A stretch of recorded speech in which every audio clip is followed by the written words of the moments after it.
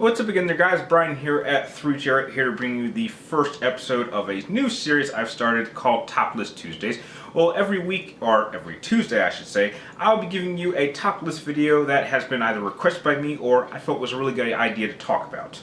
So this week I'll be going over a very interesting topic, as some of you can already tell from the title. Many times a week I get several ideas of versus series matchups that I could do to share with my viewers.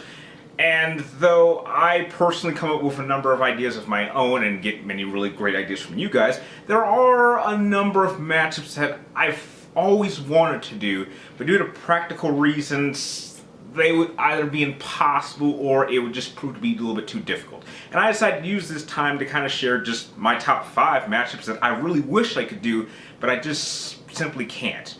So, starting off real simple, let's jump into number 5.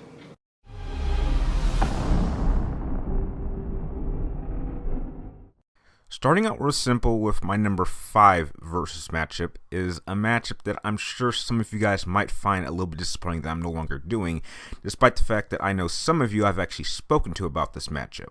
And that is Vergil and Dante versus Inuyasha and Sesshomaru. Now, when I first came up with this matchup several months ago, it seemed like the perfect parallel. I mean, you have two groups of brothers who are the sons of two legendary demon warriors of their time, and if you just look at them, it seems like the perfect parallel. The problem with this matchup is that it would simply take too much time in terms of getting all the information, research, and details that I would need for Inuyasha and Sesshomaru, since I really haven't watched the show in a good while of time. Now, in terms of Dante and Vergil, I could get those guys' information fairly quickly, and I have all the sources I need right now. But in terms of Inuyasha and Sesshomaru, it would just take too much time. I mean, it took me 2 months just to get my last matchup out of the way because it was something I had never attempted before. And this being a 2-on-2 matchup, that would prove to even bring more difficulties. And what's more, in terms of the research for Inuyasha and Sesshomaru, it would require me to have to watch all the episodes of the anime, somehow get my hands on the video games, watch all the Inuyasha movies, and somehow get my hands on all the copies of the manga. And I just don't have the time. I mean, when I only have an hour or 3 hours a day for myself, that's not nearly enough time to put a good amount of time in research for these characters. So, despite this really being a really cool idea, it would simply take too long.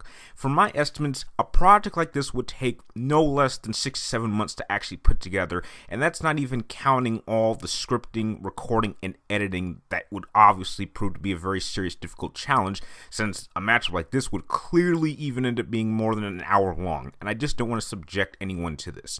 So really, the main reason I can't do this matchup is really due to logistics, and that is why it is number 5 on this list. Now let's jump into number 4.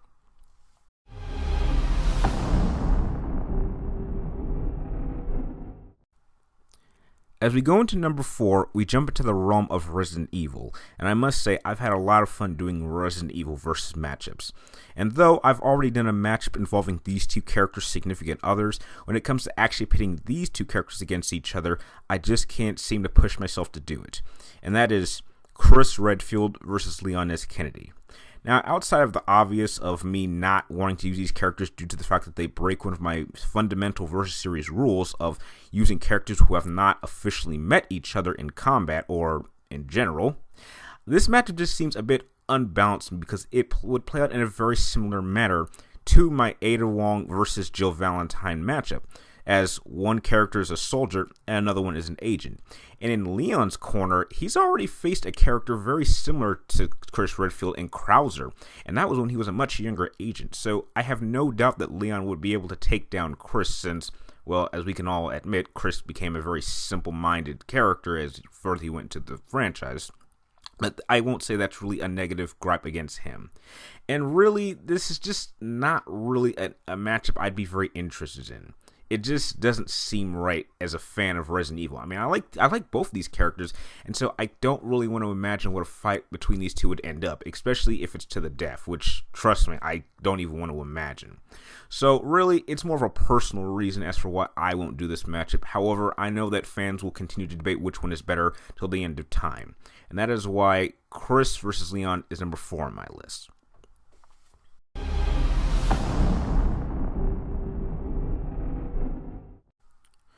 For number 3, we jump into the realm of Metal Gear Solid, and I know some of you guys know how much of a big Metal Gear Solid fan I am. It's my all-time favorite video game franchise of all time. And believe it or not, I had actually already done a practice demo matchup for this particular matchup in my Sniper Wolf vs. the End matchup. And I'm sure for those of you who haven't seen it, I'm sure you can guess who came out the winner of that matchup.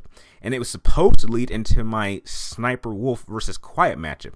I had spent months prepping and getting myself ready to research Quiet inside and out, but sadly, once the game came out and I got a thorough inspection on Quiet's character, I just did not want to even make this matchup anymore. Quiet is an absolutely horrifying, terrible character to analyze.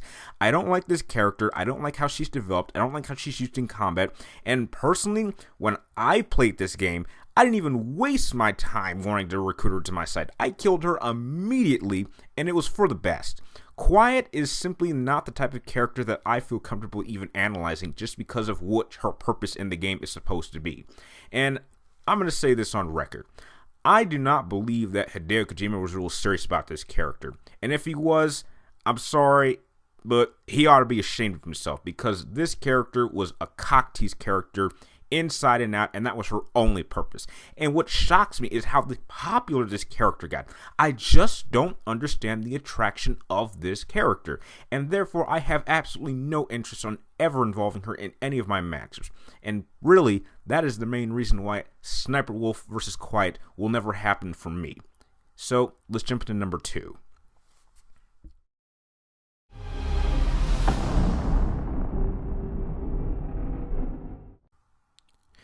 Now for number 2, I have a matchup that I really wish I could do. Sadly, I just don't have a keen eye for having to properly analyze and compare these two characters, despite the fact that one of them is really one of my all-time favorite, not just Final Fantasy characters, but female characters of all time in video games, and that is Tifa Lockhart versus Zell. Now, for obvious reasons, this matchup seems proper because, really, in the mainstream of Final Fantasy games, these two are the most prominent martial artists of their group, and so a match between the two seems perfect. The problem that I have with this matchup is that in terms of comparing them from their martial arts skills, I just don't have a keen eye on analyzing them. This is really the type of matchup that I would have to go to someone who has a much better eye in terms of being able to compare martial arts tactics and skills in order for me to really get an accurate depiction of how these two will fight against each other. In terms of how they would use their magic and their physical properties and their battle tactics, that's something that I do feel I could do, but I simply won't be able to really analyze their martial skills. And without that element, I don't really know how an engagement like this would play out. This one really personally saddens me because it's something I've always wanted to do, and I really wish I could use Tifa in a matchup in the future, but sadly, I just don't have the resources or the mindset to do such a thing, and that's why this one personally saddens me, and that's why it's number 2 on this list. So, let's jump into number 1.